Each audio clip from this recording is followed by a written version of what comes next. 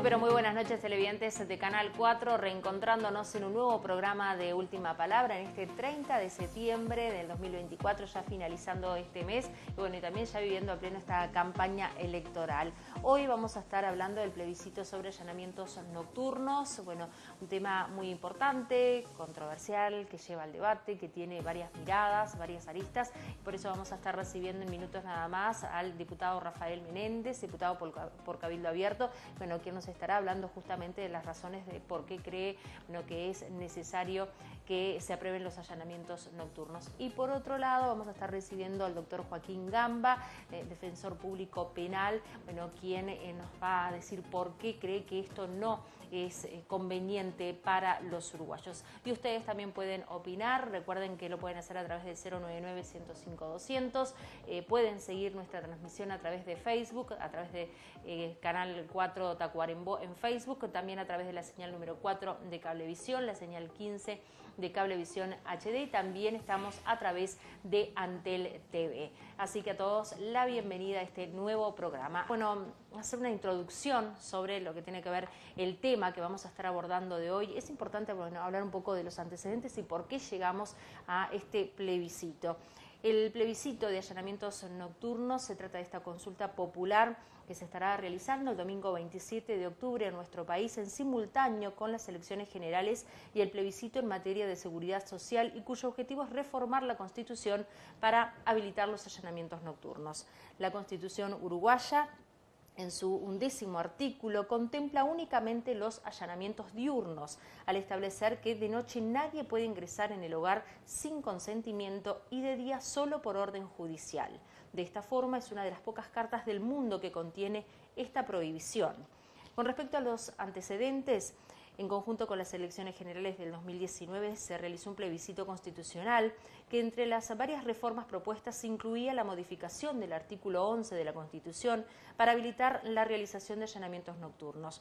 En esa instancia la enmienda fue rechazada al recibir tan solo el 46,83% del respaldo de la ciudadanía frente al 50% requerido. El hogar es sagrado, inviolable. De noche nadie podrá entrar en él sin consentimiento de su jefe y de día solo de orden expresa de juez competente por escrito y en los casos determinados por la ley. El artículo 11, capítulo 1, sección 2, sobre derechos, deberes y garantías de la Constitución de la República es lo que expresa. A mediados del 2023, se reanudó la discusión en torno al tema y a fines de ese año, desde el Partido Nacional, se decidió impulsar un proyecto de reforma. El procedimiento seguido fue el establecido en el litoral B del artículo 311 de la Constitución, el cual justamente se requiere la adhesión al proyecto de 2/5 del total de componentes de la Asamblea General, es decir, de 52 legisladores, entre senadores y representantes.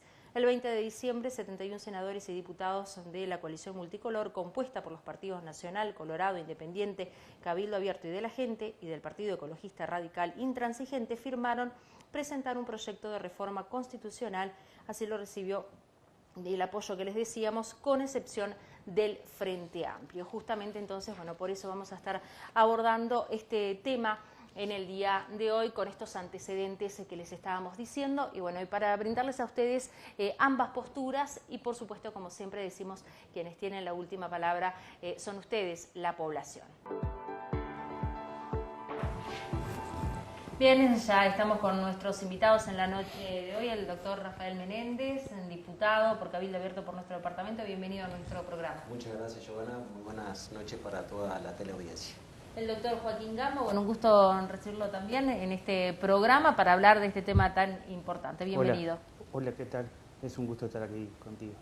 Bueno, vamos a comenzar a hablar de este tema. Hacíamos la introducción y la idea es ir, que preguntas para cada uno, que cada uno pueda expresarse que llevarle a la gente, como decimos, la información.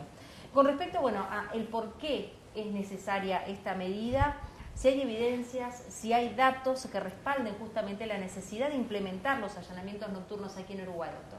Bueno, antes que nada, es justo decir que el equipo de seguridad de Cabildo integra parte de nuestra agrupación nacional Adelante está integrado por policías, ex policías, que trabajaron durante toda su vida en esas seccionales de Montevideo hoy consideradas como rojas, es decir, son gente de terreno.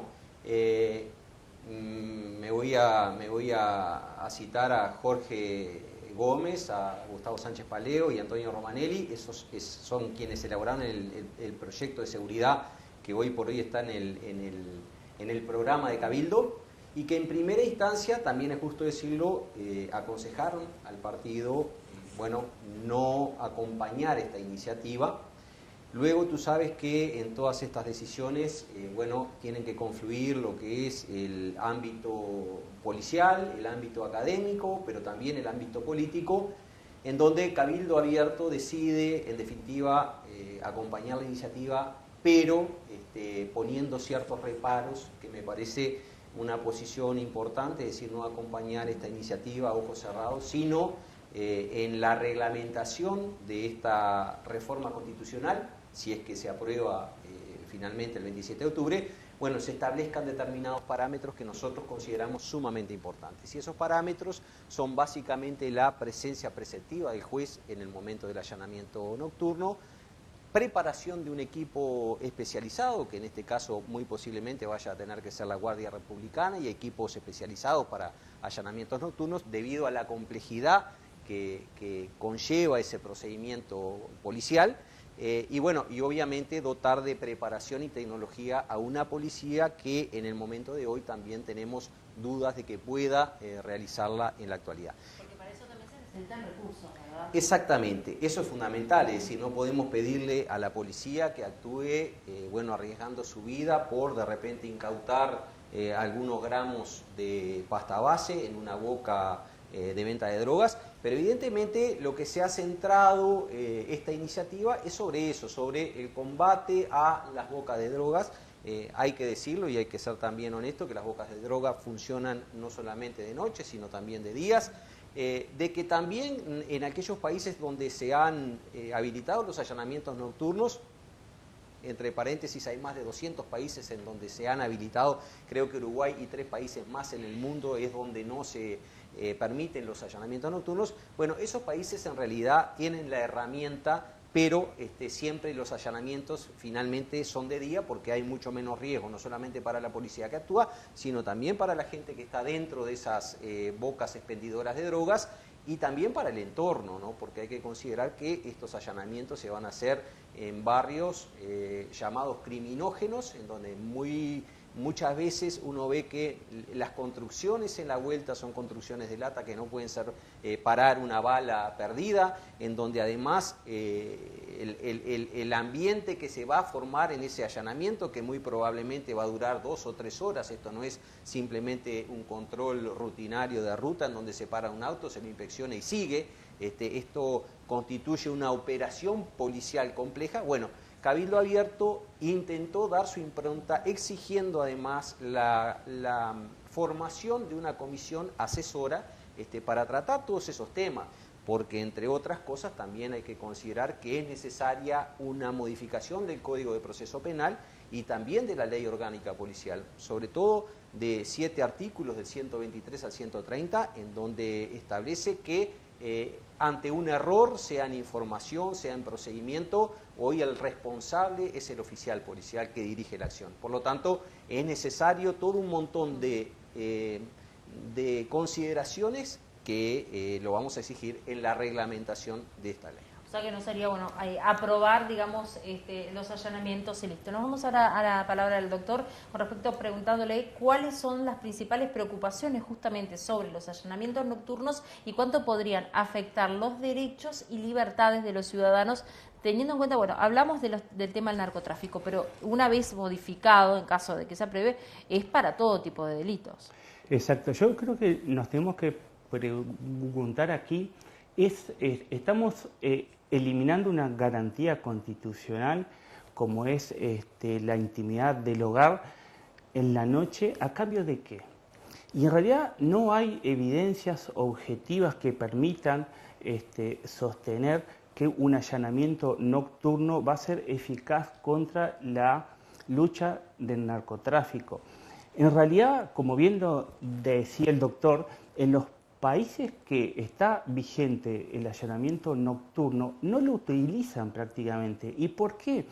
Porque es allí donde se produce la mayor parte de las violaciones a los derechos humanos. Pero además, quienes promocionan esta reforma constitucional, que yo entiendo que tiene marketing político, porque de la misma forma que se hizo en el 2019 se la hace ahora, es a los efectos de sostienen que es esencial para la lucha contra el narcotráfico, el microtráfico. Ahora bien, ¿por qué la policía en la noche hace vigilancias, vigila las bocas y detiene a todo aquel que sale de una boca? Entonces, en realidad, sí, el tema es que no se puede hacer un allanamiento nocturno, es sencillo, se rodea esa casa y se espera la salida del sol para allanar, como se ha hecho en algunas oportunidades. Entonces, no hay justificativo que podamos sostener que es eficaz esta medida para eliminar una garantía fundamental constitucional que va a traer, en caso de aprobarse, grandes inconvenientes en cuanto a los riesgos que va a tener para todas las partes, para el cuerpo policial, para las personas que estén en esa finca.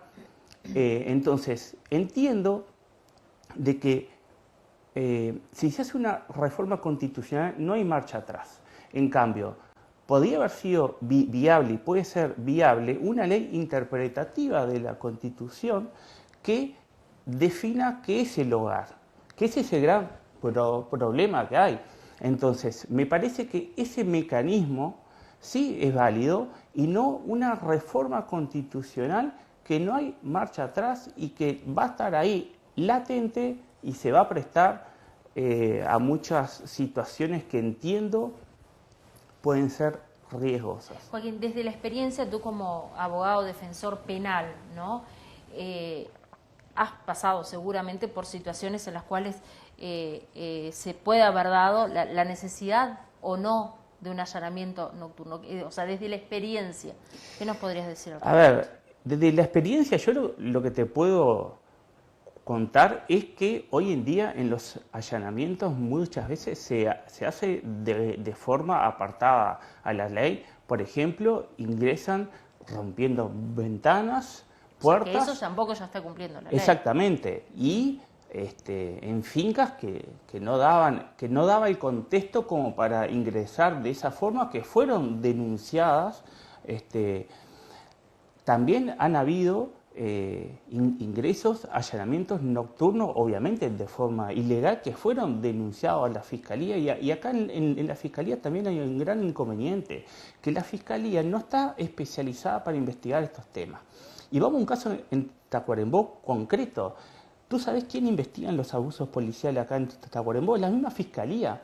O sea, la misma Fiscalía que trabaja con la policía es la que la DPA le manda los casos para que investiguen a su propio policía. Eso es insostenible, pero además va contra lo que ha recomendado el Comité de Derechos Humanos, que se deben de hacer investigaciones independientes. Hoy en día la Fiscalía no maneja ese criterio independiente desde el momento que la propia Fiscalía, que trabaja con todo el cuerpo policial, es la que investiga en esos supuestos abusos. Bien, Rafael, con respecto, ¿a qué se espera de estos allanamientos nocturnos? Que ya lo hemos nombrado en el inicio, pero que contribuyan a disminuir la delincuencia, y si existen ejemplos de éxitos en otros países. Tú algo lo nombraste, pero digo, ¿se toma algún ejemplo claro? Bien, lo que hay que decirle a la ciudadanía, que obviamente procedimientos policiales que se apartan de la ley va a haber con allanamientos nocturnos o sin allanamientos nocturnos. Es decir, estamos hablando acá de la reforma constitucional y darle un marco jurídico legal a un procedimiento policial, que en el entendido de que ese procedimiento es un procedimiento profesional llevado a cabo por policías. bueno, a iniciativa de un juez y en donde además tenemos que brindarle las mayores garantías no solamente a la policía, sino a las personas que están adentro, que además muchas deben ser también seguramente enfermos por la adicción, y además en la optimización de los recursos que eso va a requerir para cumplir esa misión, bueno, lo que estamos intentando es una herramienta más, pero cuando se habla o se lleva esta discusión del allanamiento nocturno hacia el tema narcotráfico, también tenemos que considerar que en esa boca de venta pueden haber rehenes también. Y no hay que olvidar que acá en Uruguay los allanamientos nocturnos existen, porque están además previstos en el Código de Proceso Penal. En términos de violencia doméstica, ni siquiera una orden, bueno, si hay alguien dice, mire, va la policía, acá le están pegando a una mujer, la policía entra intempestivamente a un domicilio. También existen los allanamientos nocturnos a los locales comerciales o a clubes o a lo que sea, si la situación... Es el tema del hogar, ¿no? Lo sagrado. Es el tema del hogar. Yo en parte concuerdo también que posiblemente hubiese también que definir qué es hogar. Si se puede considerar hogar, por más que haya una familia adentro, que muy probablemente lo hayan, porque estos son, en el caso de narcotráfico, emprendimientos familiares, en donde además concuerdo que se pueden cerrar de día, se pueden cerrar de noche, y nada garantiza que al otro día la boca no esté funcionando de nuevo, o que esos consumidores pasen a consumir en una boca que está a 50 metros.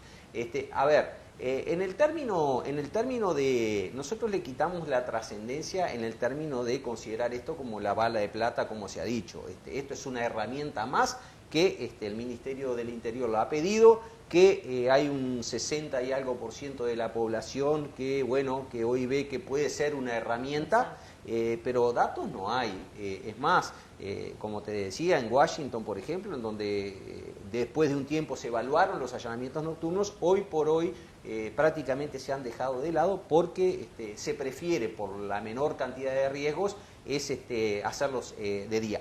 Pero cuando nosotros consideramos el delito, en realidad estamos considerando lo que es la etapa de disuasión, la etapa de represión o la etapa, una etapa de prevención. Yo creo que la habilitación de esta herramienta va más por la disuasión. ¿Qué puede pasar o qué es lo que pasa? Los delincuentes saben que de noche pueden actuar sin problema porque no va a haber ninguna policía o que le va a golpear la puerta con una orden de allanamiento o que le va a entrar directamente a la casa. Pero bueno, en el entendido de que hay mucho riesgo y que debemos salvaguardar las libertades, es que nosotros pedimos esas premisas en lo que es la reglamentación de esta ley, que además va a tener que ser por otra ley y que va a tener que pasar por el Parlamento, que no va a ser un decreto del gobierno.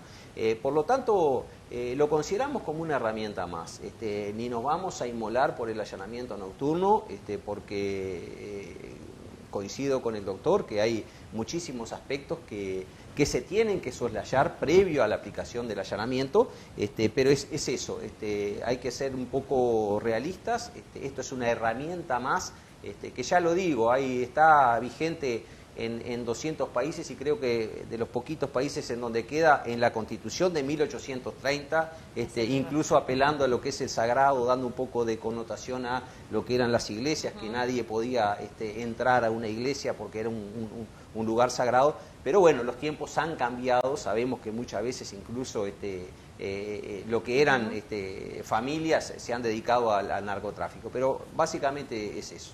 ¿Y qué alternativas entonces se pueden manejar, Joaquín, para poder ayudar, digamos, a combatir el delito, en este caso el de narcotráfico? Y también lo otro que pienso es la tecnología con la cual contamos actualmente, por ejemplo, las cámaras de seguridad, que también son un aporte, ¿no? Que en cualquier ciudad, en nuestra ciudad, hay cámaras por todos lados que también se pueden controlar a cualquier hora, ¿no? Exacto. A ver, el mismo Ministerio del Interior ha dado cifras que ha hecho un cierre importante de bocas de venta de pasta base. Entonces también es contradictorio un poco ese discurso con la necesidad de hacer estos allanamientos nocturnos. Pero además, desde el punto de vista de la persecución del delito, la policía cuenta con drones, con vigilancia electrónica. No le veo, o por lo menos nadie de quien propone esta reforma constitucional, nos explica o explica por qué es necesario, desde el punto de vista investigativo, policial, hacer estos allanamientos nocturnos, porque en realidad se pueden hacer de día. Creo que es demasiado el riesgo que vamos a tener para el caso de que se habilite. Las alternativas, yo entiendo de que no, a ver, la represión contra el delito, contra el microtráfico, no ha dado resultados en el mundo. Creo que hay otras alternativas, por ejemplo, a ver, ¿por qué hay tantas personas que intentan consumir estupefacientes? Entonces creo que hay que atacar las causas de consumo con clínicas especializadas. También hay que atacar los contenedores que vienen, o sea, el abastecimiento a todas esas Claro, porque hablamos bocas. del micro, pero detrás del micro está el macro narcotráfico, Claro, ¿verdad? exactamente. Y que Uruguay lamentablemente es pasaje y también es destino. Claro, pero además se ataca ese microtráfico de ese tipo de sustancias que consumen las personas en estado de vulnerabilidad. Por ejemplo, la cocaína, en Tacuarembó no hay procedimientos que ataque el consumo de cocaína, no de pasta base. Entonces, eso hay claramente una selectividad del sistema penal que siempre ataca a ese tipo de población. Entonces, lo que yo entiendo es, bueno, se quiere combatir, bueno, sí, las herramientas de la policía la tiene. No veo, o sea, y me preocupa que se elimine una garantía constitucional que ya el Uruguay, por suerte, en el 2019, bueno, no la aprobó, pero además esto ya también tiene, creo que, una connotación de cómo se actuaba en la dictadura. O sea, en la dictadura se te entraba en la noche y te sacaban. Entonces, creo que Uruguay es cierto que es uno de los 4 países del mundo en que no tiene habilitados los allanamientos nocturnos, pero también Uruguay es uno de los países del mundo que tiene una democracia fuerte y que, si bien ha tenido interrupciones, no han sido tantas, y tiene una democracia donde las instituciones son fuertes. Doctor, ¿es un tema que políticamente sirve en este momento? Debatirlo, hablarlo, para algunos sí, para otros no. Es un tema, digamos, que rinda a nivel Es muy buena la pregunta, y en eso tengo que disentir con el doctor Gamba, porque justamente estaba analizando el informe técnico de la Comisión para el Seguimiento de Seguridad del propio Frente Amplio, que es el partido que se ha manifestado en contra de los allanamientos, y claramente expresa de que no habría absolutamente ninguna vulnerabilidad de los derechos humanos, que no ven que ese fuera un impedimento, porque felizmente tenemos un sistema judicial muy garantista, en donde, bueno, nosotros desde Cabildo Abierto incluso estamos pidiendo la presencia preceptiva. En un principio lo habíamos pedido del fiscal, porque entendemos de que es mucho más fácil que el fiscal presencie un allanamiento nocturno, incluso responsabilizar al fiscal y no al policía a cargo. ¿Y sería viable, Joaquín, que los fiscales presenciaran? Bueno, disculpe, doctor, que sí, digo para... No sé, pero no creo que ya los fiscales ya se habían manifestado en esta línea, porque creo que había un proyecto de ley, pero no sé, porque en realidad es una cuestión legislativa, si la ley lo aprueba o no, veremos. Sí, nosotros en realidad es lo que estamos pidiendo en la reglamentación de la ley, ¿no? Que obviamente esta reforma constitucional va a requerir una reglamentación especial que, como te reitero, no va a ser por un decreto del Poder Ejecutivo, sino que va a tener que pasar por el Legislativo. Porque entre tantas cosas lo que hemos pedido justamente es el poder amparar al policía en sus derechos, de que después, bueno, en un procedimiento erróneo, que van a cometerse procedimientos erróneos, porque esto es lo mismo que los vuelos de aviones, cada tanto cae uno, pero por eso no vamos a prohibir todos los vuelos de aviones. Bueno, lo que tenemos que tratar es de que la ley se cumpla, de que haya responsables, de que queden establecidas perfectamente las competencias de cada uno de los equipos, que van a tener que ser multidisciplinarios. Muchas veces en ese acto policial tan complejo que se produce en la noche, en donde bueno, se van a producir pedreas, disparos, porque además hay otra cosa que hay que decirlo. ¿Y más víctimas también?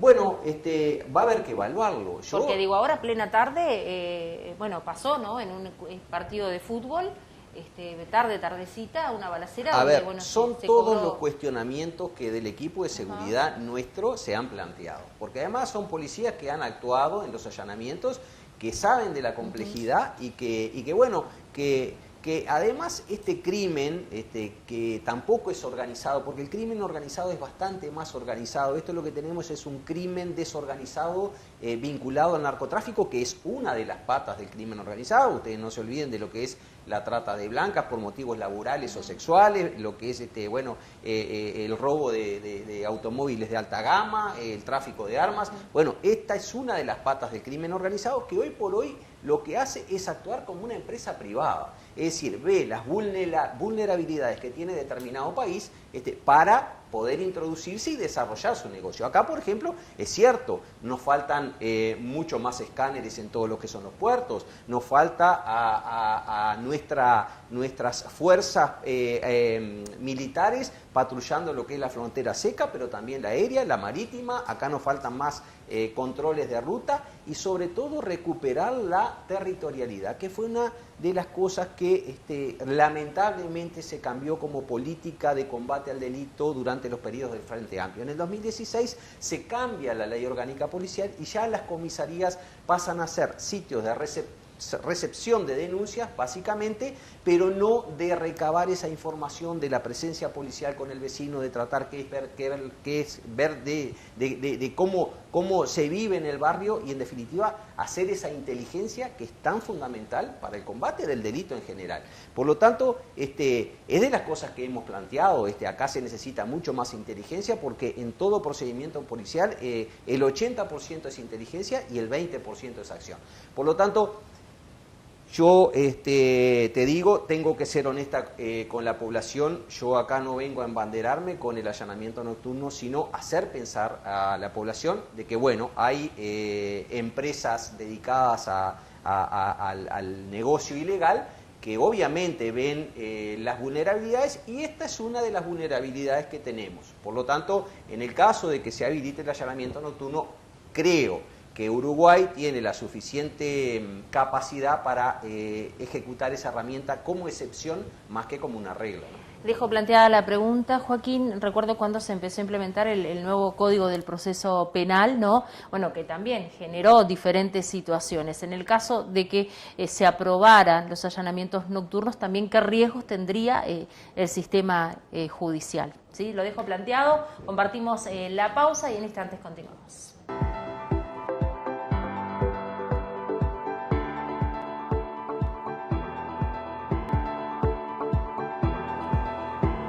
Ya estamos con ustedes nuevamente. Hemos dejado planteada una pregunta al doctor Gamba, pero vamos con algunos mensajes que están llegando, bueno, a través de nuestra transmisión y también a través del 099-105-200. Por aquí Alfonso dice un saludo al doctor Gamba, dice: no agarran los bandidos de día, los van a agarrar de noche, y aparte los más bandidos sabemos quiénes son, la gente tiene derecho a dormir tranquila.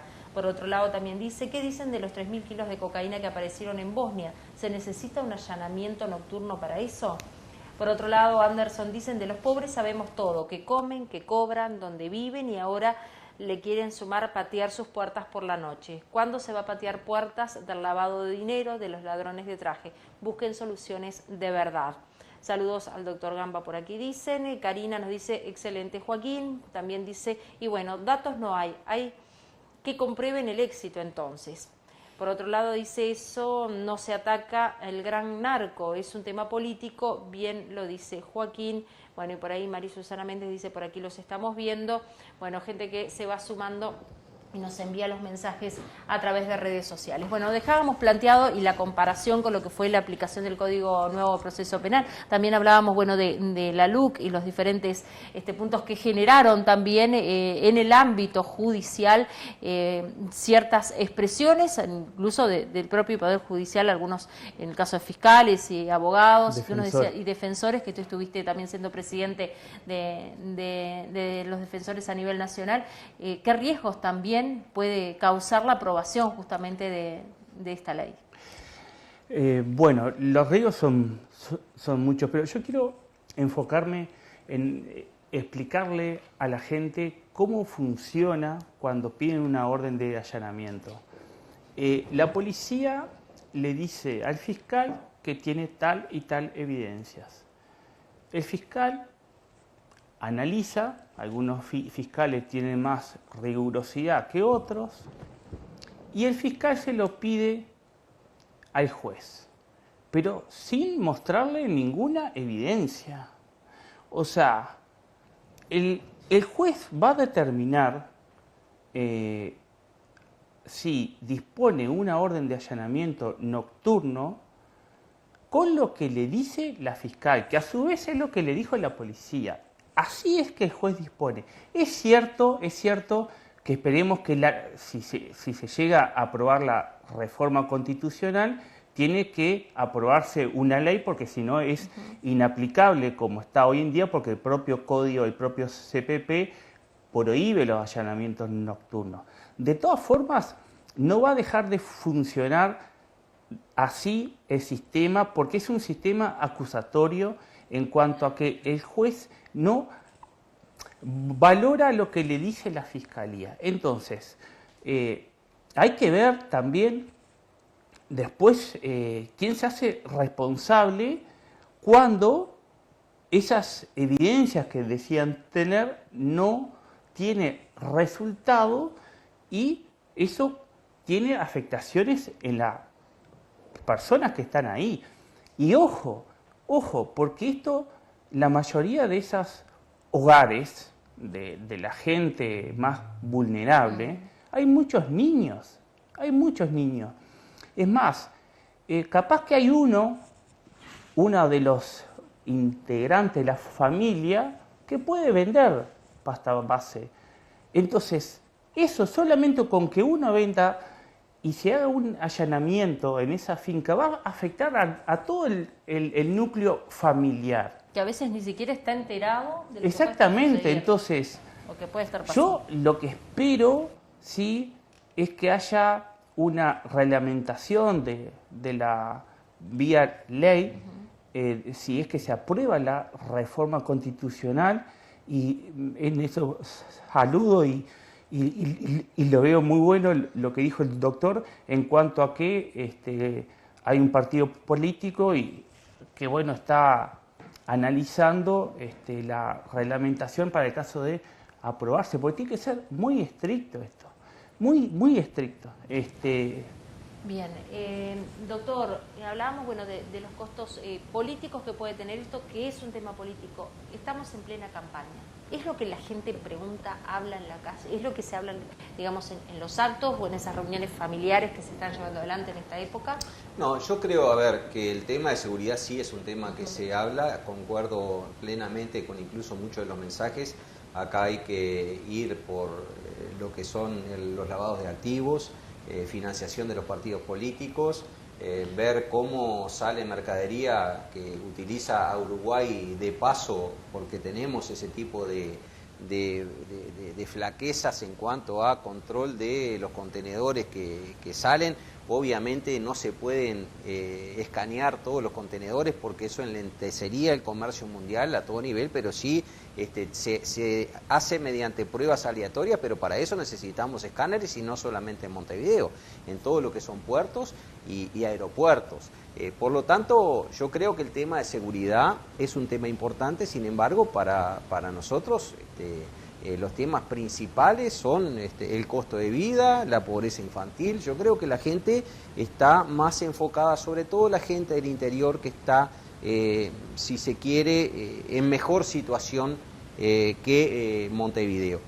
Sin embargo, recién lo comentábamos fuera de micrófonos, Tacuarembó, Rivera están muy próximos. Rivera tiene uno de los índices de criminalidad más elevados, pero también sabemos que este tipo de procedimientos se va a hacer y va a aumentar la criminalidad, porque justamente cuando uno necesita el ataque del narcotráfico es mucho más económico, incluso en recursos, atacar esos lugares donde justamente no se van a disparar balas, no van a haber pedreas, no van a haber muertes, y no va a haber mayor riesgo en el caso de que hayan equivocaciones. Por lo tanto, creo que si tenemos que hacer un combate al narcotráfico, yo iría por esos otros temas que yo creo que son fundamentales. Acá uno puede venir de Brasil.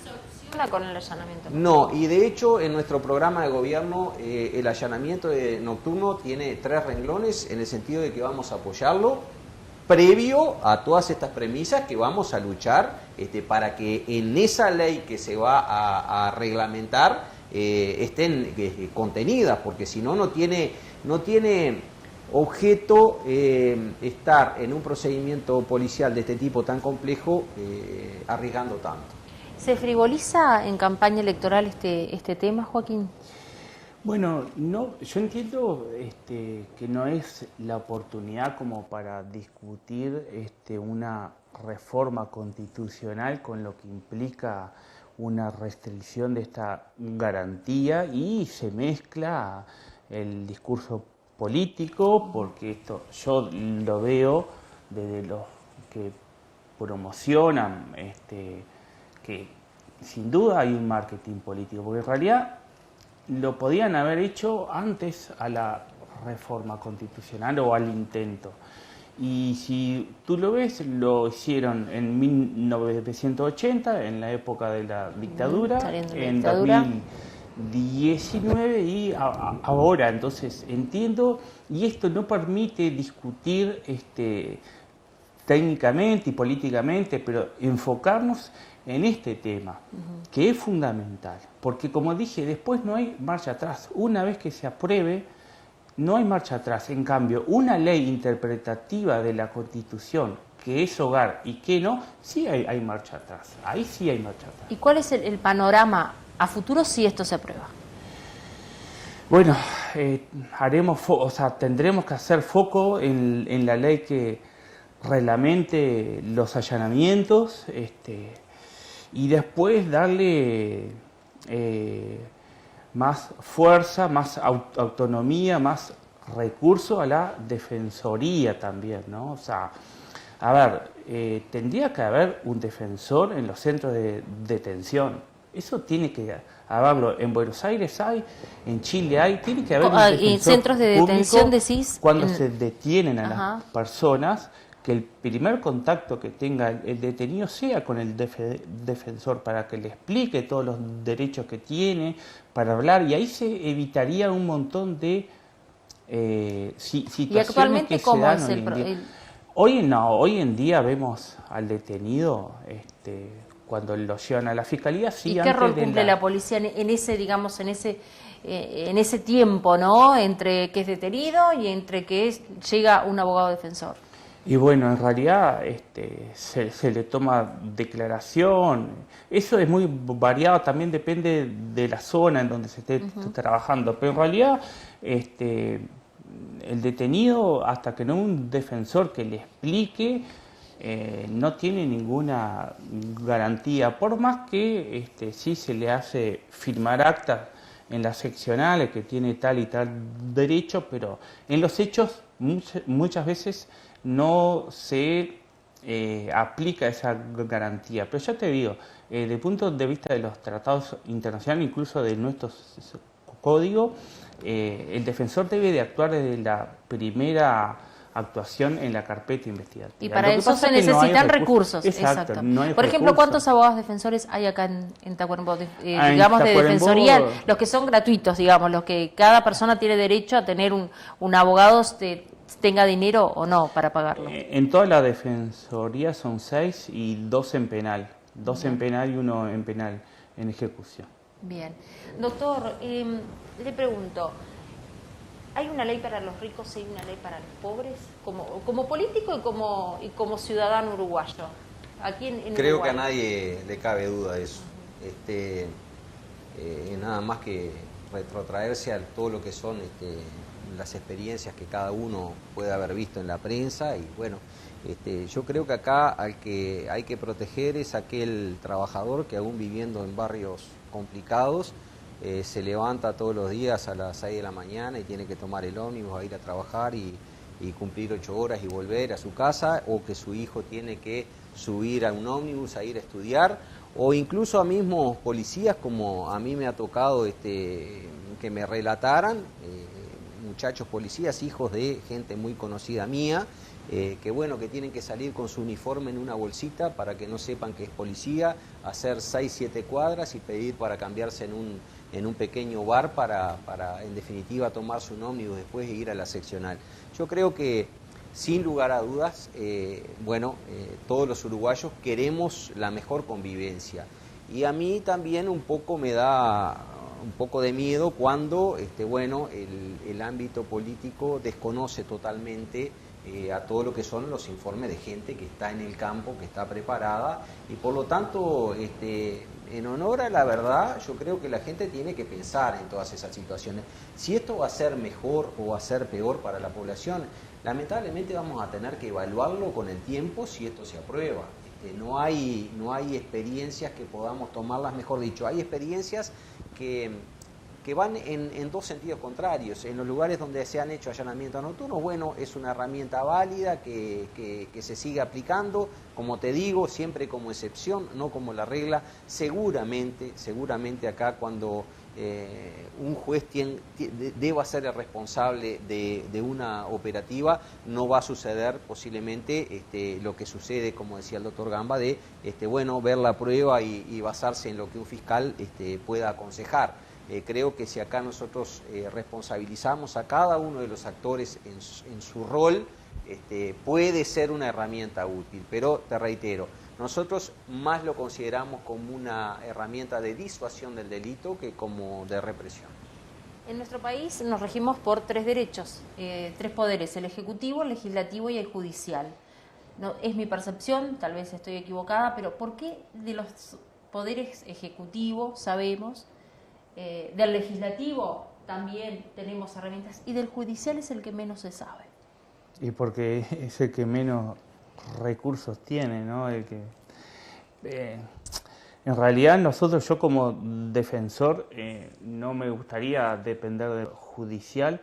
La Defensoría Pública debe de ser un servicio descentralizado, así como lo es la Fiscalía, con autonomía funcional, con independencia económica, una defensoría fuerte para poder tener, porque nosotros somos la contraparte de la Fiscalía.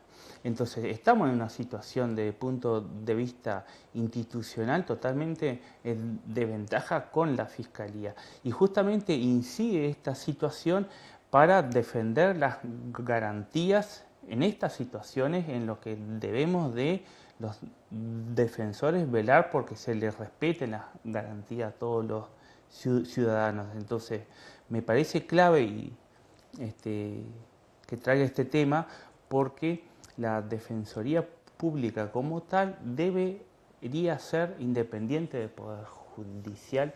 La única de América que depende del Poder Judicial es el Uruguay, la Defensoría Pública de acá.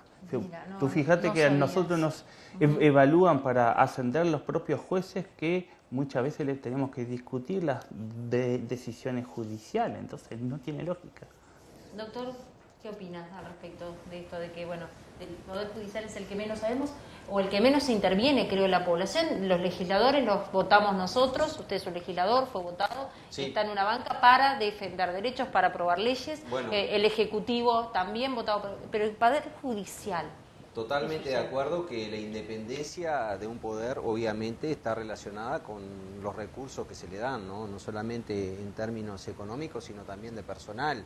Y en cada una de las asignaciones presupuestales, desde nuestro partido, hemos intentado de generar más recursos para lo que es el Poder Judicial, porque conocemos la problemática, cada vez son más los casos que tienen que atender a los jueces, que obviamente, a ver, hace poco hablábamos de lo que es la JUTEP, saliendo un poco de lo que es, pero nos remitíamos a la Junta de Transparencia y Ética Pública, que nos remitíamos también a ese caso de que hasta hace 3 o 4 meses trabajaba en su sección jurídica con un solo abogado. Bueno, obviamente se van acumulando expedientes y bueno, la gente obviamente quiere celeridad en lo que son los procedimientos judiciales, pero sin lugar a dudas.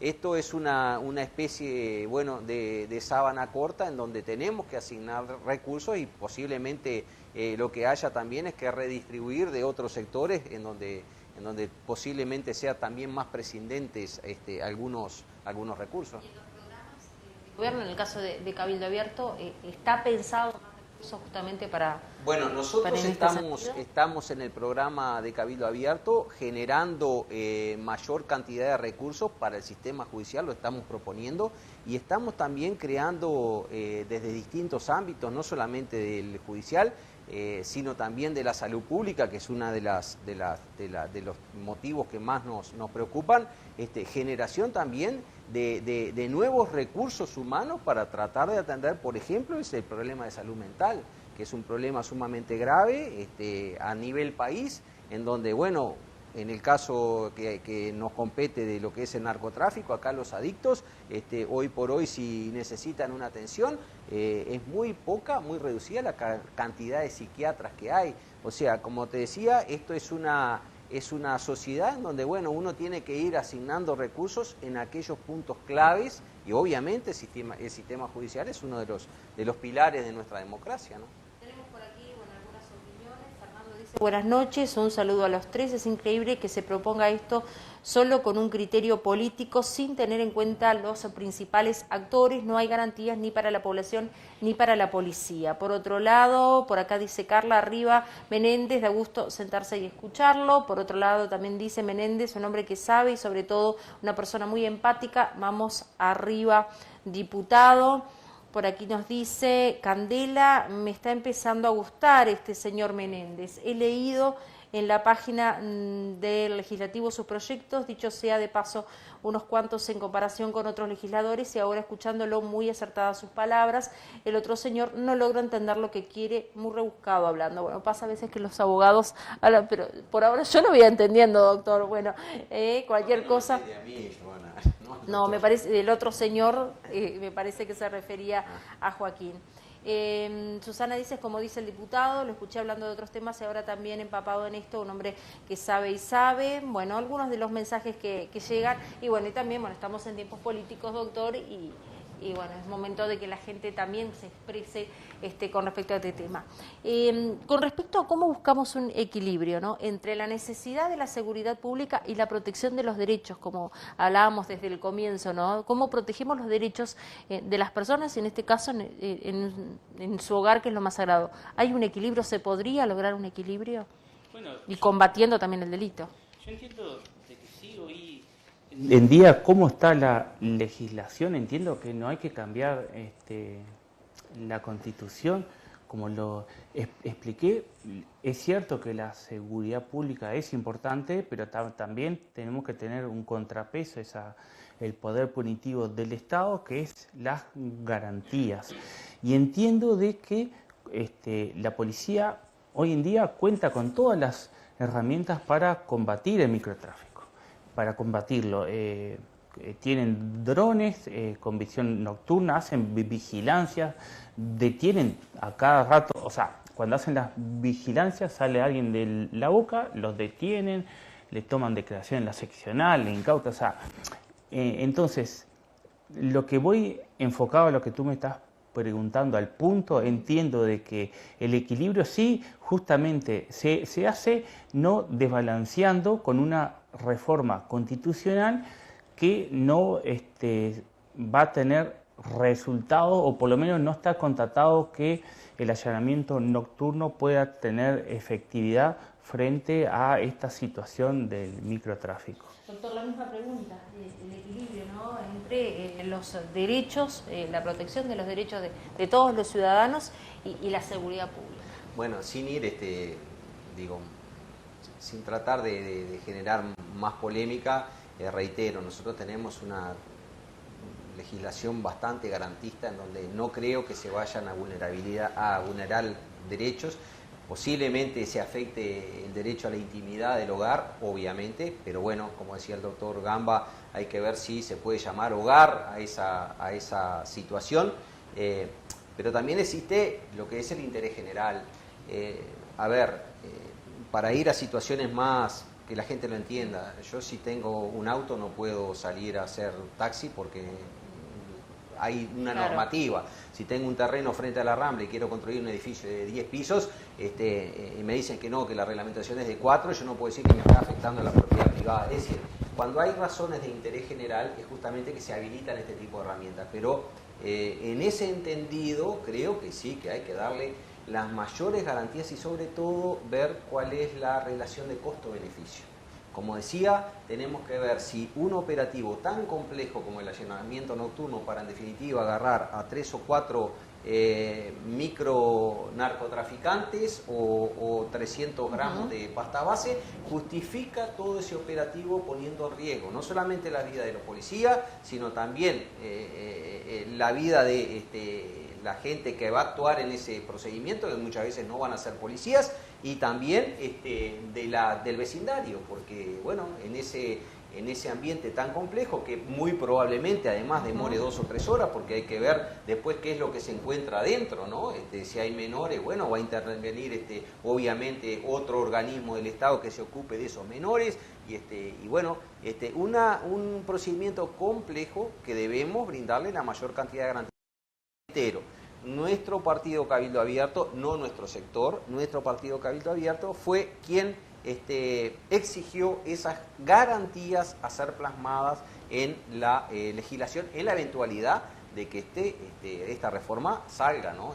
También hay que decir eso. Sí es conveniente que, bueno, que la población se expida cuando hay una situación de inseguridad, que obviamente hemos quedado cortos en darle solución. Si esta es la herramienta, también es cuestionable. Estoy totalmente de acuerdo. Estas cosas creo que se deben discutir para que no se contaminen con lo electoral, fuera del periodo electoral, no ser una opción, porque, reitero, cuando uno mira los equipos técnicos que han trabajado en partidos que apoyan y que no apoyan, es prácticamente calcable, nada más que después, bueno, en esto de lo que es la contienda electoral, unos partidos se embanderan con el no y los otros con el sí, lo cual es, obviamente, si se toman malas decisiones, la población es la que queda de rehén, ¿no?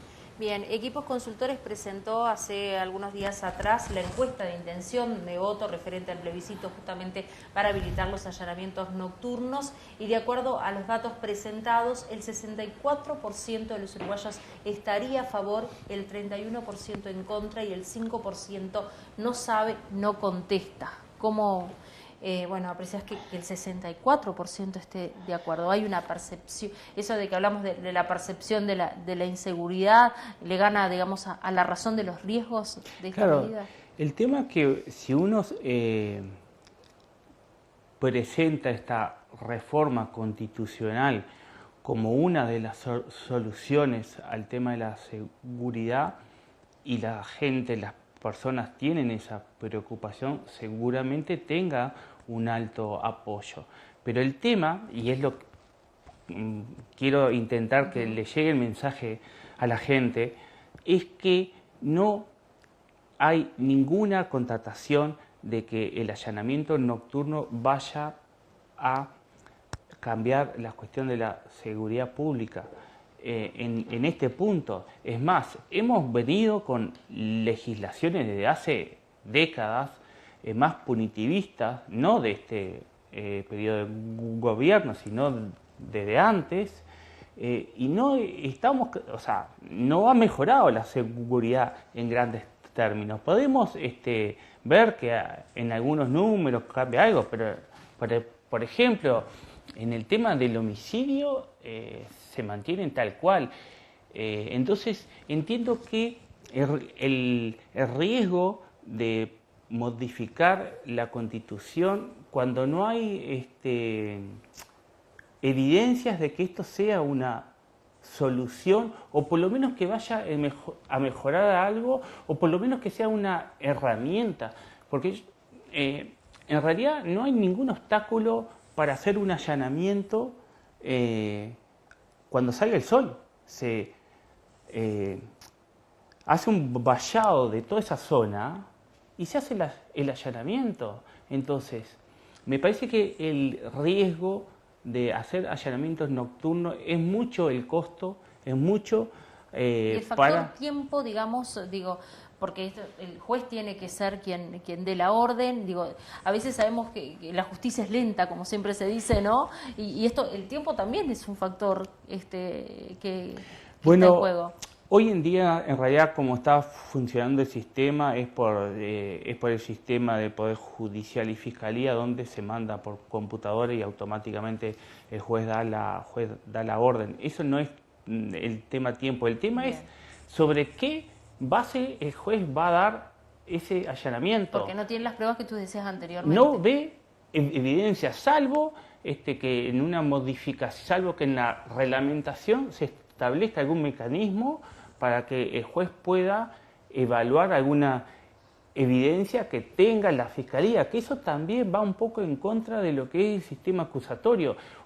Sabemos que hoy en día el sistema acusatorio en realidad es todo argumental, salvo hasta que se llegue al juicio oral. Entonces, el juez hoy da órdenes de detención, da órdenes de allanamiento, da órdenes para interceptar las líneas telefónicas con lo que le dice la Fiscalía. O sea que el rol de Fiscalía, con el nuevo Código de Proceso Penal, ha tenido, digamos, una implementación en la responsabilidad sin duda alguna, ¿no? Pero frente a estos casos, que tal vez ya creo que lo has dicho en el transcurso de la charla, pero ¿cuál es, digamos, en qué lugar queda el rol justamente de la Fiscalía? Bueno, es determinante.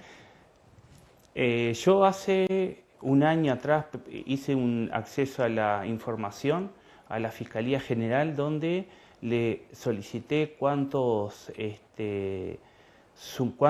denuncias habían contra los fiscales y de esas denuncias cuántos habían iniciado sumario. Habían 146 denuncias, solamente se inició un sumario. O sea, estamos lejos de que de la propia Fiscalía haya un control administrativo de cómo... las garantías, Exactamente. Exactamente, porque después que está hecho el allanamiento, no hay ninguna solución al daño que se hizo. Claro, después. Porque hay muchos allanamientos que no tienen consecuencias, se piden allanamiento y muchas veces no se encuentra lo que se está buscando, porque se hace un allanamiento a personas que en principio son inocentes, ¿no? Entonces, a veces se encuentra algún objeto o alguna persona que se busca y muchas veces no, pero muchas veces no. Entonces, ¿qué va a pasar en esas situaciones? Cuando se dijo que se tenía evidencias y no se tenía evidencias. ¿Quién es responsable? No va a haber ningún responsable. Bien, ya estamos acercándonos a la última pausa y el último bloque para que cada uno envíe su reflexión final sobre este tema, y seguramente tendremos más mensajes. Los invitamos a la pausa, ¿les parece? La última, y ya cuando retornemos los minutos finales.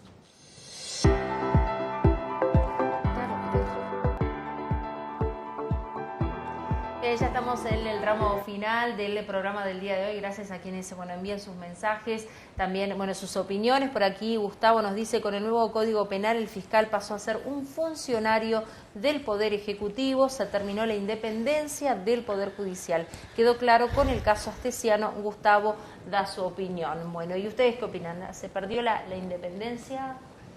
Bueno, independencia absoluta yo creo que no. Entre los tres poderes. Y siempre hay cierto grado de dependencia, ¿no? Uno, más o menos en la experiencia de esta política de estos 4 años, ven el tratamiento de los proyectos de ley que vienen del Ejecutivo y bueno, y creo que más que pruebas hay cuando los mismos políticos salen a cuestionar decisiones también de la justicia, ¿no? En cierto sentido hay cierta injerencia, aunque sea en el cuestionamiento de algún fallo, ¿no?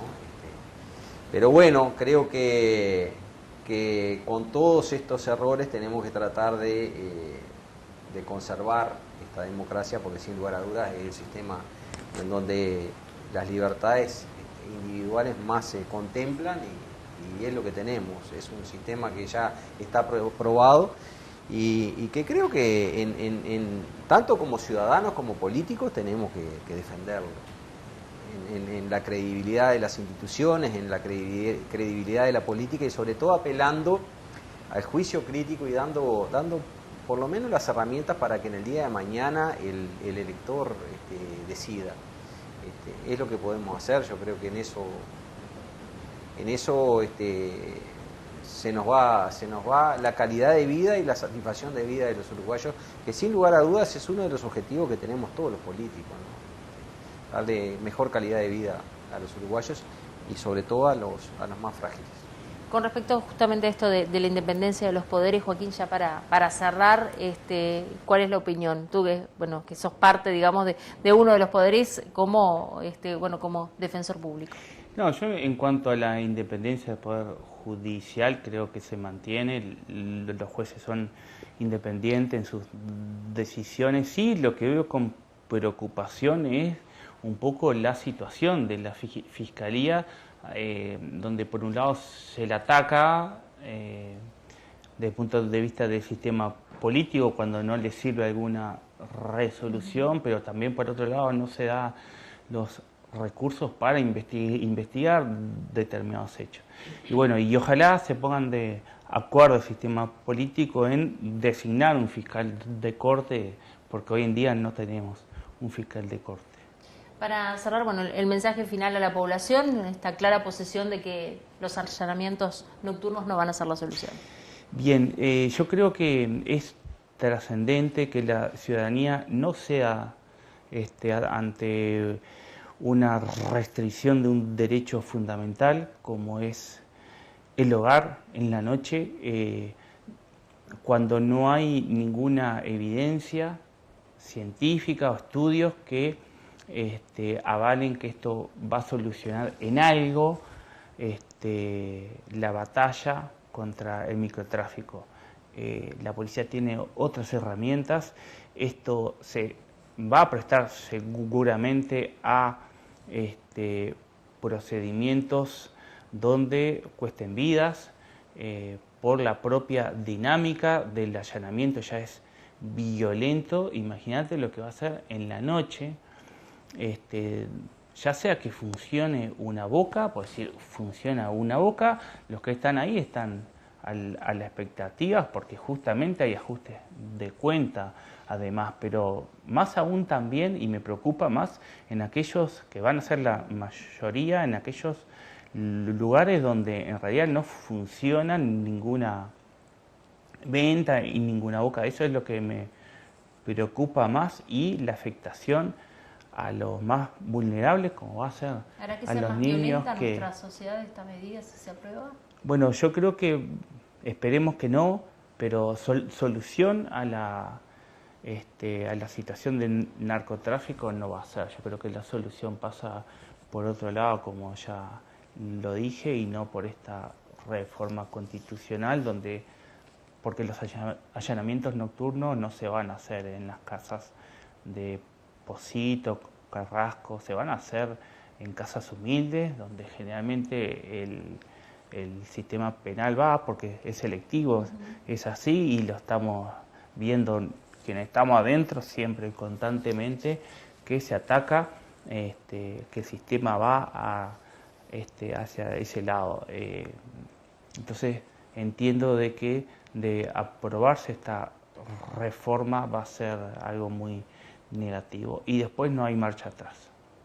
Doctor, en su caso, bueno, teniendo en cuenta los reparos que ha dicho que, bueno, desde su partido se han puesto, también, ¿cuál es el mensaje a la población sobre esta medida o esta herramienta de allanamientos nocturnos? Bien, recomendarle a la población que se informe. Hoy la información es poder, básicamente pasa por ahí. Más allá del posicionamiento político que tenga cada una de las fracciones, yo creo que es bueno que la gente se informe, que vea en esos 200 países en donde existe el allanamiento nocturno cuál es la experiencia y en definitiva además también que se tome el trabajo un poco de investigar sobre los distintos programas de gobierno y ver cuáles son las herramientas, por lo menos a juicio de cada uno de los partidos políticos, válidas para combatir la inseguridad, que creo que es una de las preocupaciones más importantes de los uruguayos. Básicamente eso, que se informen, que vayan, porque a veces uno puede equivocarse, pero bueno, cuando toma todos los elementos de información para decidir, creo que si se equivoca, bueno, tiene el justificativo de haberse informado, pero bueno, posiblemente se informó erróneamente, pero por lo menos hizo el intento de tomar una decisión adecuada en esta reforma. No le va a cambiar la vida ni a los uruguayos ni al tema de seguridad, eso estamos totalmente de acuerdo. Esto no va a resolver el problema, creo que el tratamiento del tema de seguridad, como ya lo hemos discutido, es mucho más complejo. Que requiere además un consenso entre todos los partidos políticos. Esto tiene que ser un tema de Estado. Se nos está disparando enormemente el tema de la inseguridad. No queremos terminar como Ecuador, que hace 10 o 15 años era exactamente como Uruguay y presentaba las mismas vulnerabilidades que hoy tiene Uruguay. Hoy los grandes carteles de la droga están viendo a Uruguay un país débil en determinados aspectos. Eso es lo que tenemos que reforzar para no tratar para impedir que nos convirtamos en una sociedad como Ecuador tan llena de violencia, ¿no? y de mala calidad de vida. También recordar en el final, bueno, la agrupación para adelante y bueno, y esta campaña que se está viviendo a pleno. Sí, exactamente. Obviamente nosotros estamos en nuestro cabildo, en Oliva 213, que nos reunimos todos los jueves, pero prácticamente que todas las tardes ya hay gente. Yo personalmente, como tengo la recorrida en todo el departamento, los jueves estoy acá en Tacuarembó, pero bueno, está toda nuestra gente. Nosotros vamos a tener papeletas, no vamos a ensobrar obviamente esta papeleta, pero sí la vamos a tener a disposición de quien quiera acompañarla, la vamos a tener a disposición. Así que nada, eso, que el que quiera acompañarnos, que nos visite en Oliva 213. Bien, Joaquín, muchísimas gracias por este tiempo, porque bueno, sabemos que están en su agenda muy agitada, pero creo que es importante este espacio para que la gente desde sus hogares pueda también tener la información, dos visiones y como siempre decimos la última palabra la tiene el votante. Así que gracias a ambos. Nosotros marcamos el final de nuestro programa del día de hoy, estaremos en el próximo lunes con un nuevo última palabra en esta recta final hacia el 27 de octubre. Gracias a ustedes por acompañarnos, recuerden que nos ven en las reiteraciones y bueno, será hasta el próximo lunes con un nuevo programa y nuevos temas aquí en Canal 4. Gracias por acompañarnos.